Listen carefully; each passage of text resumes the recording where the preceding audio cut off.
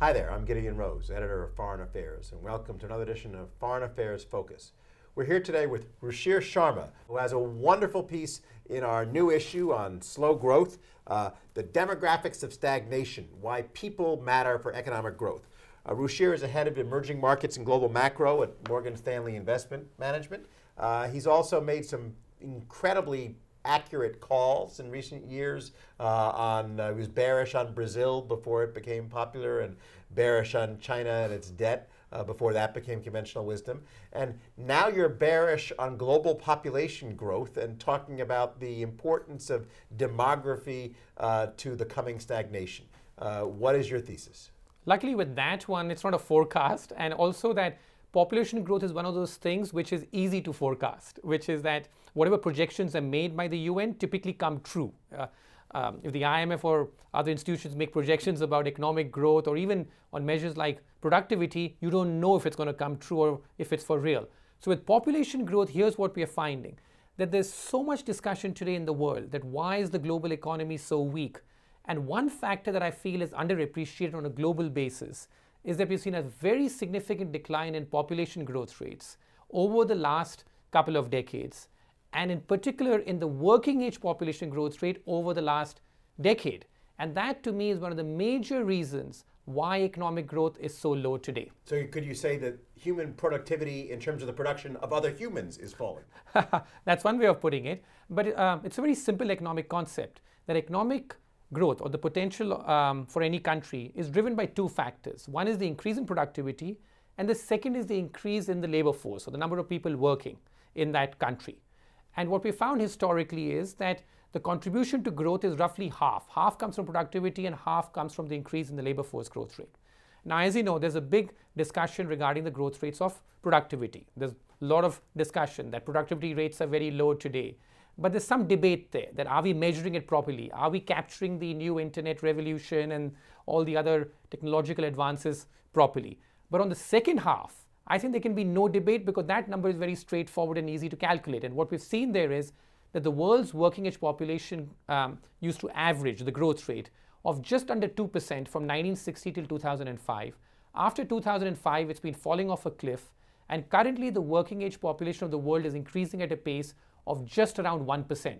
So this is a major change which is taking place on this factor. So is what's really important not just overall numbers of people, but the relationship of the working age population to the total population? Yeah, that's important, but roughly it tells you. There's a time lag that from the time that the population growth of a country peaks, it takes about 15 years for that to make its way into the working age population because people work in between the age of 15 to 64 typically. So that's what's really happened in the world today, that the number of that we were worrying a lot about a population bomb. Instead, what we really now need to be concerned about is a population de-bomb, which is because this is really changing. But if you have fewer people, don't you need less production and less growth? Because, why would per capita growth matter if you just have fewer people producing fewer things? Yeah, that's partly true, but there are two factors out here which is worth taking into account. One is that the decline in working age population growth of late has been even faster than the decline in the population growth rate. So that's causing a bit of an issue because per capita incomes aren't increasing as rapidly as they used to. And secondly, when you compare different countries, the game becomes very interesting because what was going on is that some of the countries which were seeing a decline in their working age population growth were getting much more aggressive, believe it or not, on policies such as immigration, of getting more people to come to their countries. But that's something which has now taken a backseat following the crisis of last year. But otherwise, countries from Australia to Canada were much more aggressive, at least in trying to attract more high-skilled talent, partly to offset what was going on the population front. So you take the refugees going into Germany. That's why some people say this will actually be good for Germany to get more young people. Is that Yeah, good? No, I think that was very much part of the calculus, but it shows you how difficult it is because these things have an impact on the social fabric of a country, that to change these things is so difficult. So that brings you back to the original point, which is that the global economy is likely to see much slower growth than we did in the past because of a host of other factors. But the main factor to me is because we are seeing a decline in the working age population like we have never seen in post-war history. Now, does this play out presumably differently in different countries? I mean, a country like Japan which has a rapidly aging population and no real immigration and no real new numbers coming in, is that going to be hurt even more than others? Yeah, I think, but there we know a lot, and I think their RBA is trying at the margin to change things. But the country where the biggest change is taking place to me is China. That for the first time in China's post-war history, its working age population shrank last year, actually shrank. And why is this significant? Here's why. Because we looked at all the countries which have seen a shrinkage in their working age population growth rate. And what was their growth rate, economic growth rate, for the decade after which their working age population started shrinking? And the growth rate was as low as just 1.5% a year. So it just tells you how difficult it is to generate economic growth when working age population of a country is shrinking or not growing very well. So you're already bearish on China because of the debt stuff and other problems. Are you now saying that the demography will be yet another headwind that the Chinese economy faces, and China will almost certainly grow old before it grows rich? Yeah, I think that's absolutely true, and it's something which I think even they realize. So they're trying to reverse it now by sort of abandoning their one-child policy and promoting 2 children. But by the time that really has an effect, it takes 10 to 15 years on the working age population growth rate. So in China's case, yes, I think they face major demographic headwinds. And so therefore, for anyone to expect China to grow at 6% when you have negative working age population is really something which I think is implausible. What are the factors that correlate with increased productivity of population production, of increased population growth rates? Governments have tried across the world in terms of how to increase fertility rates, and the success has been very mixed. But what can be done is this. You can have more immigration in terms of getting more people in to substitute for the declining working age population, as some countries have tried in the past, from Australia to Canada to Singapore. And the US used to be good at this at one point in time. Or you can do something to increase the female labor force participation in the labor force, because that has flatlined for the last couple of decades. So to get more women to work in the labor force can really help. And the other concept which I think needs to be abandoned is the retirement age. Now, this is a very 20th century concept. Before the 20th century, there was no concept of a retirement age. So I think the fact that now people are living longer, they're living healthier because of advances in medicine, and this entire thing that you should stop working at the age of 64 or some age like that, I think that is going to change. And we're seeing it.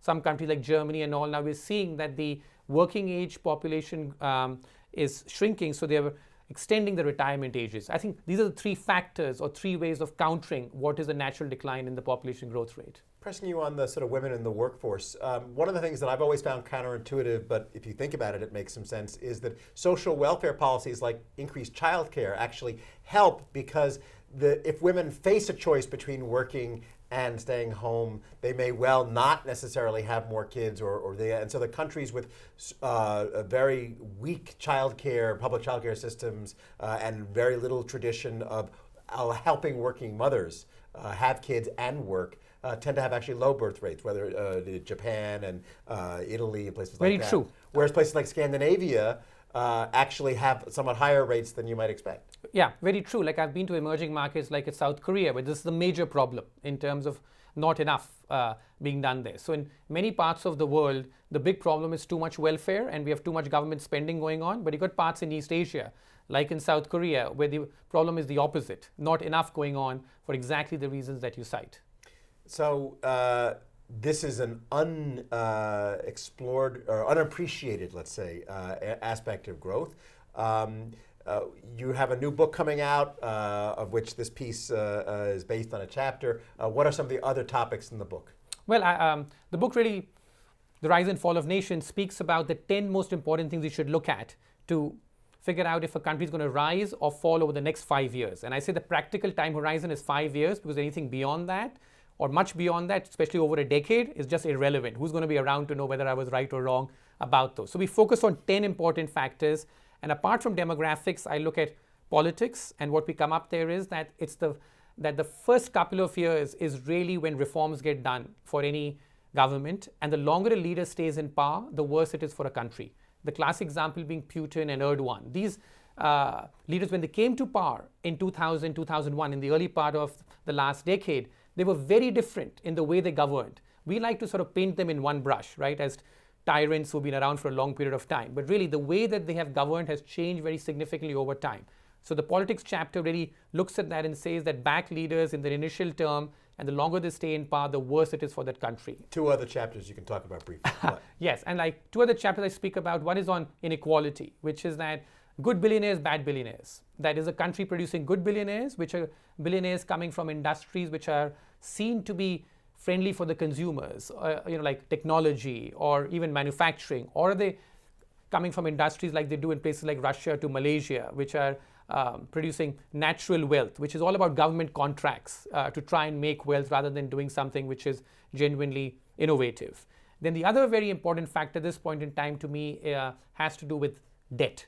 And this is what we find, that there is no holy grail. It's very difficult to come up with one rule to suggest that this rule really determines the fate of a nation. But there's one little thing that I found here, which is that if a country increases its debt very rapidly over a 5-year time horizon, the next 5 years almost always tend to be bad. So this is one of the few 100% rules we have.